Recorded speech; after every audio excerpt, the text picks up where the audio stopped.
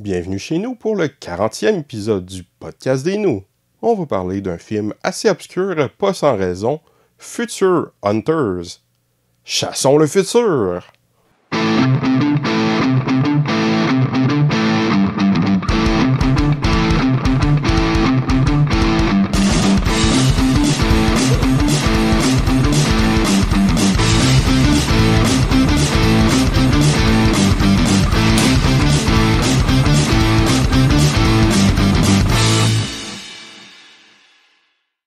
Voici maintenant la chronique culturelle. Parce que nous autres, on est culturés, man. Aujourd'hui, je vais vous parler du film Future Hunters, sorti en 1986. Le film qui aurait lancé la carrière de Robert Patrick, mieux connu comme le T-1000 dans Terminator 2. C'est une coproduction entre les Philippines et les États-Unis. L'histoire est ridiculement mauvaise et souvent à peine cohérente. Le jeu des acteurs est ultra exagéré ou inexistant.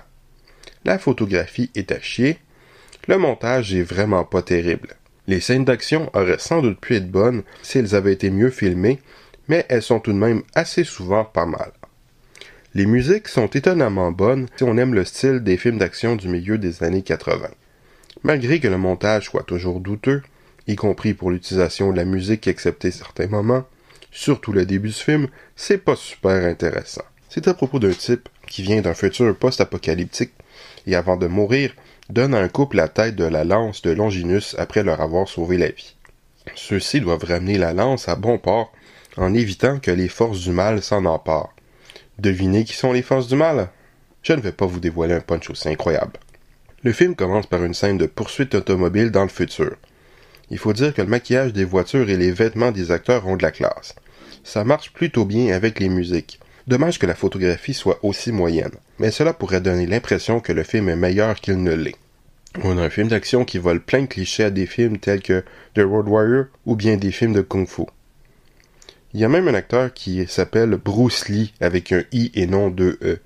Si vous vous souvenez de mon système de cotation, qui est sur 5, je donne 5 à un chef-d'œuvre, 4 à une œuvre qui se démarque particulièrement, 3 à un divertissement honnête, 2 à une œuvre moyenne, 1 à une œuvre mauvaise, et 0 à une nullité, telle que M. Trump.